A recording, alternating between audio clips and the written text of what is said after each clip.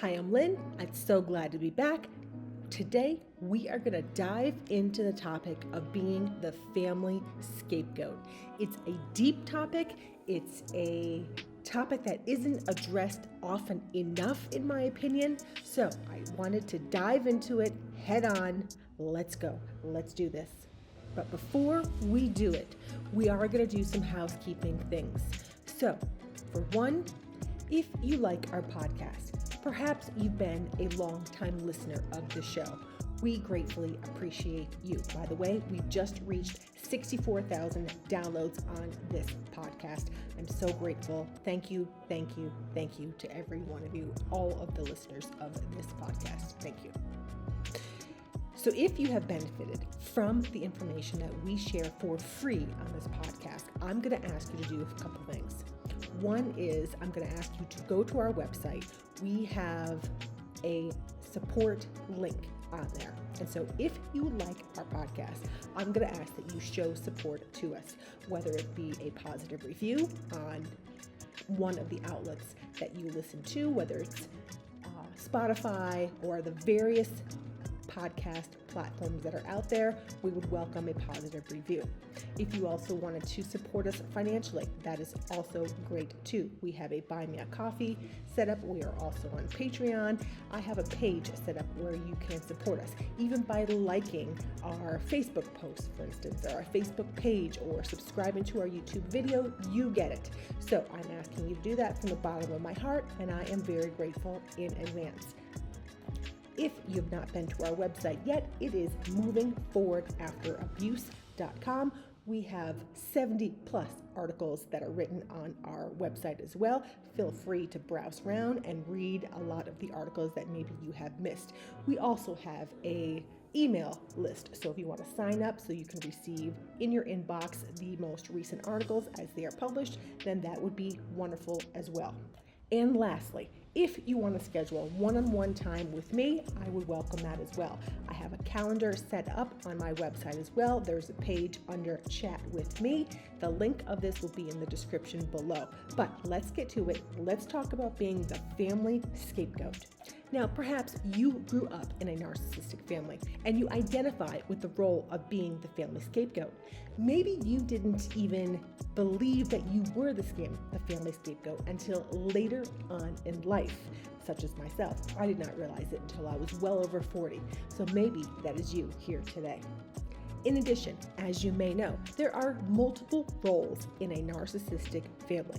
For instance, there is the golden child, and there is the narcissistic parent or parents. There is also an enabler, and sometimes there is even the lost child. But today, we are going to dive into the struggles of being the family scapegoat. We are going to address some of the wounded.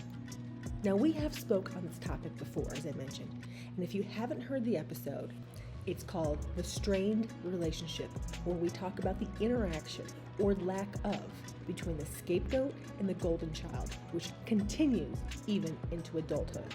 It's an interesting read, it's an interesting podcast episode, and it's an interesting video. I have all three.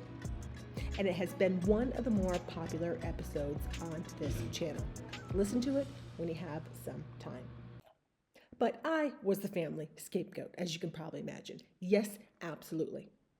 But I have gone no contact a long while ago.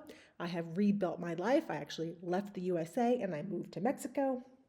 I share my experiences, the inner turmoil that the scapegoat can suffer from, even into adulthood. I also married somebody who I believe had narcissistic tendencies, who I share a lot on this channel about a relationship with a narcissist, how to get out, and all of that, right? So it's twofold, really. Scapegoat and then being involved in a relationship as an adult.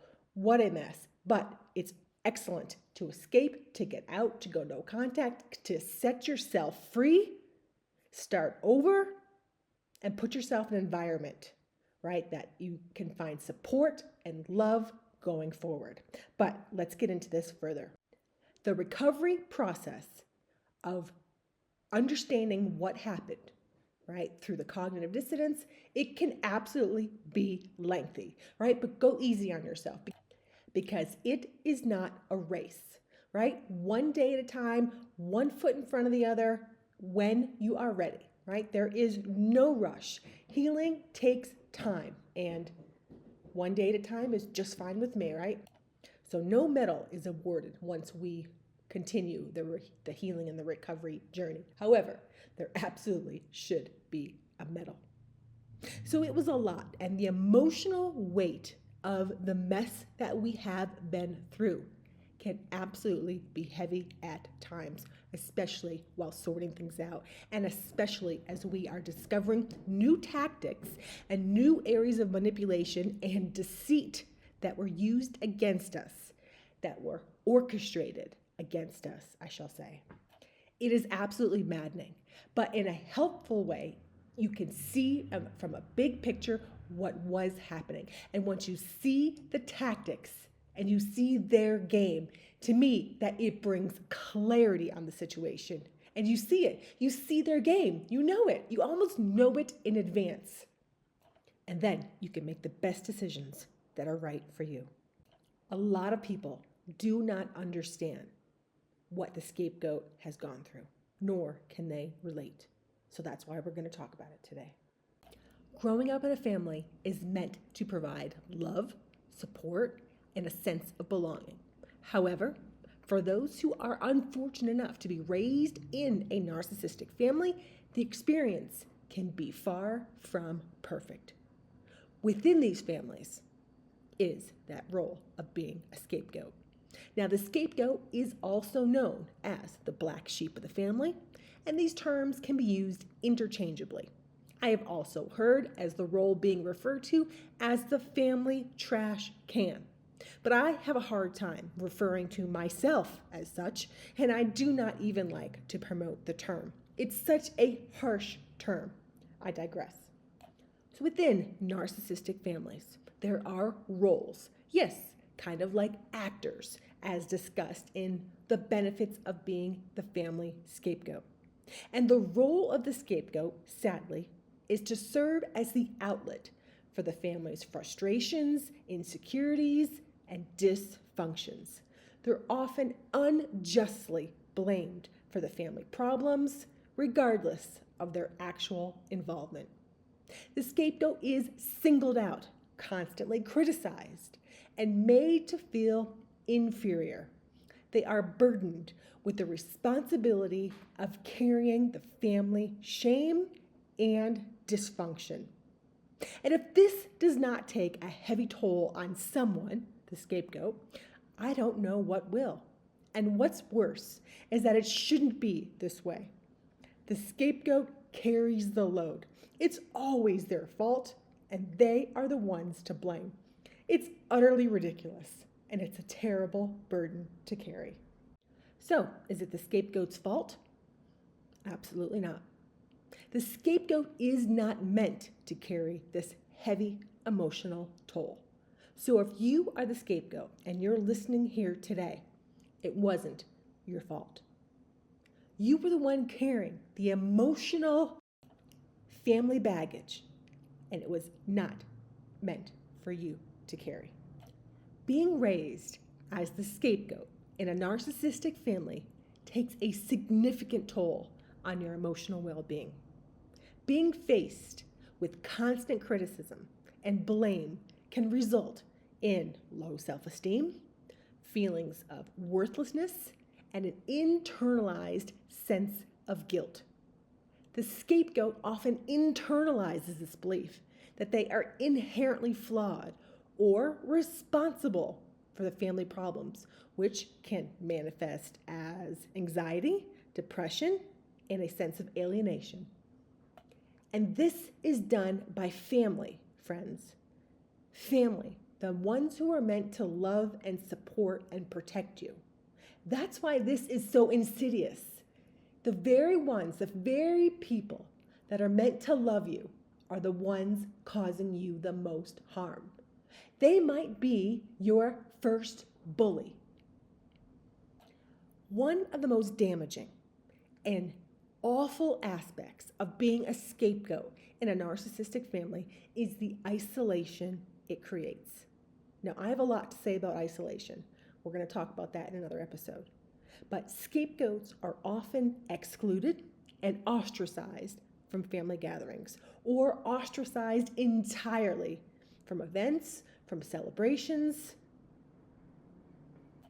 When the scapegoat is excluded, it further compounds the thought that they are different, they're unworthy, that they can't be loved and accepted for who they are. So they struggle forming healthy relationships even as they become an adult, and they experience difficulties trusting other people. Is this you? Can you relate? If you were the family scapegoat, you may also have started to internalize the beliefs that others have wanted you to believe, that you were inherently bad. And so internalizing this is one of the biggest hurdles to overcome. You are not inherently flawed. There is not something wrong with you. There's no reason why you should be excluded. And understanding this is part of the healing process. You see, they want you to believe all the garbage that they say about you.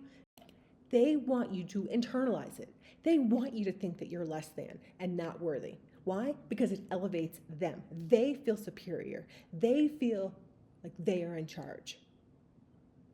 So, if you've grown up as the scapegoat, you may start to internalize this. You may start to feel like you are actually bad and that you have done something wrong.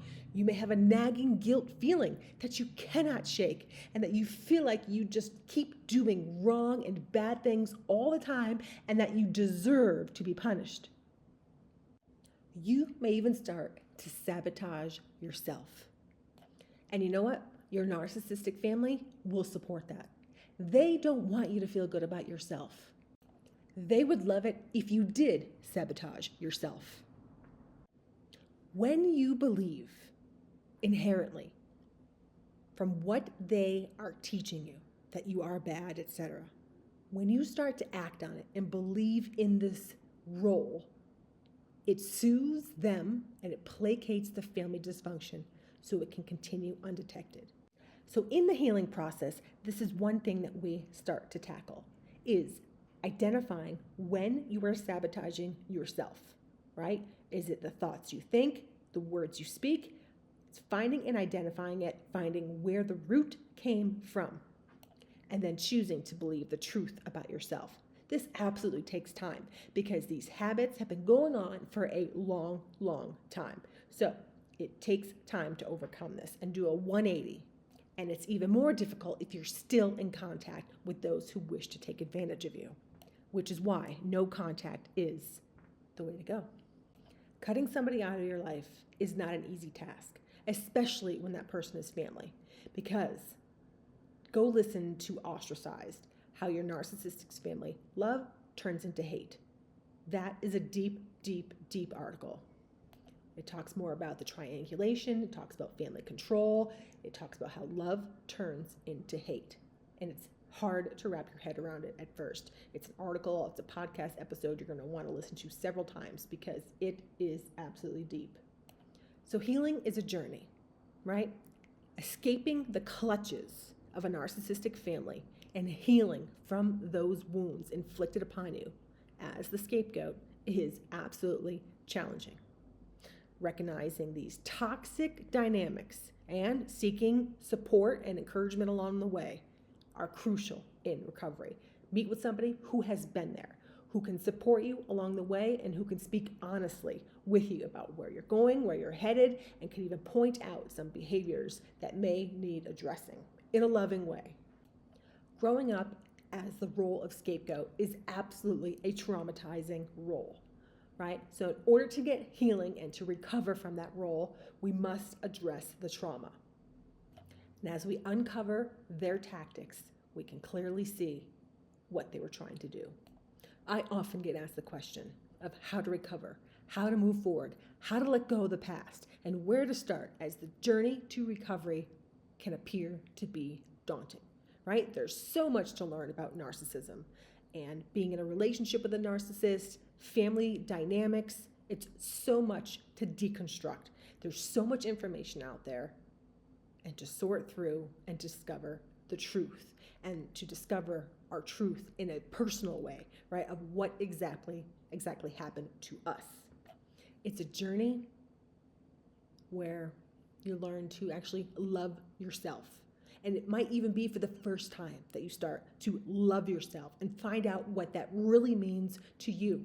And you start to embrace authenticity. You learn to walk in who you are, your likes, your dislikes, your thoughts. Your silenced voice starts to speak out and to share, right? It's crucial for the scapegoat to redefine who they are and to shed those false narratives, the words that were spoken to them over and over and over again, projected onto them by their narcissistic family growing up. It's a journey to learn about self-care and what it means for you specifically. Maybe you want to start pursuing different passions, different hobbies. Maybe you want to change who you hang around with. You want to find more supportive people, supportive individuals. And maybe you want to start going no contact with others. This is the start of the journey and the start of change, going down a whole different path. You don't have to keep going down the same path that you have been going on. You can change the trajectory of your life. And then what?